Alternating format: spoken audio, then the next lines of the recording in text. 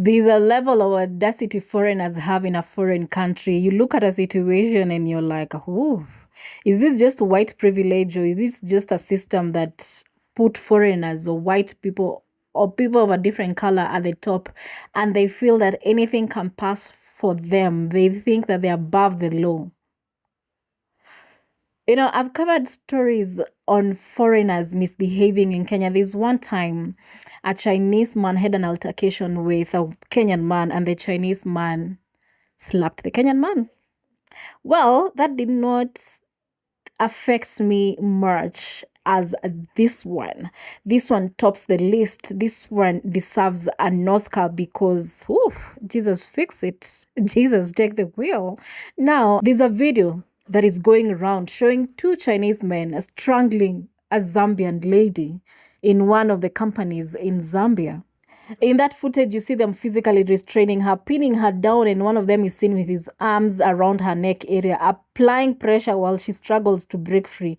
And she's not just being held, no, she's visibly fighting for her life. She's gasping for air, like her body reacting in panic, trying to escape, trying to breathe, trying to survive in that moment. And what it makes it even more disturbing is how long it goes on in that clip. It's not a split-second reaction. It looks prolonged, intentional restraint, escalating into something that is even hard to watch. And, the allegations were that she had stolen from them.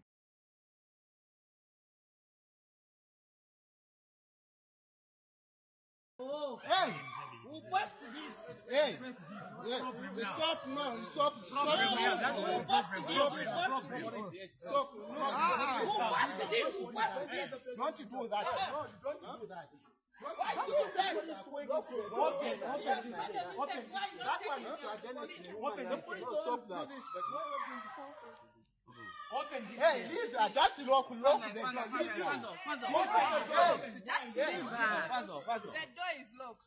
The door is locked. Why are you doing it? From reports online, this happened at a company known as Zamfresh in Lusaka West, which is part of the largest food processing and distribution setup under a business group operating in that industrial area. So this one was not some random street altercation. This was inside a formal workplace environment where people are employed, where there are supposed to be procedures, HR systems, and labor laws guiding how disputes are handled. But instead of following due process, instead of investigations, reporting suspension, or even calling authorities, what allegedly unfolds is something completely different. The woman is confronted at the workplace over the accusation, and what starts as a disciplinary or conflict situation escalates into physical restraint. CCTV footage reportedly shows her being held down by two Chinese supervisors during the incident. Police reports later indicated that she was suspected of attempting to flee with company money, with figures around 108 USD being mentioned in the case. She and another employee were linked to allegations of forgery and theft involving company invoices. But again, the disturbing part is not even just the allegation, it is what happens in that moment. And this story reminded me of a story that happened in Congo of still Chinese men who attacked men from Congo. The story went viral. There was so much outrage online. There was so much noise online. But after the noise died, nothing really happened. The Chinese, they went on with their lives as normal. No action was taken. There was no strong public accountability that people could point to. No visible consequence that matched the intensity of what was seen in that video.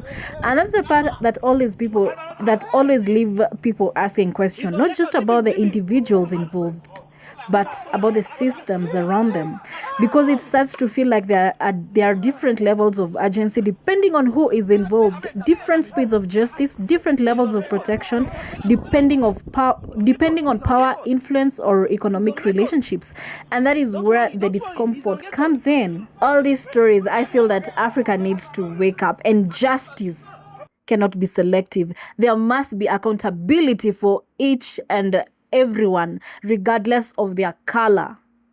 Anyway, my name is Wangari Njuguna, and thank you for watching. Kindly subscribe to my YouTube channel, Wangari Njuguna. Also, download our app and sign up today for the latest news right at your fingertips. Also, remember to leave your comment. I'll be waiting to read what you have to say about this one. I'll see you in the next one. Kwaheri.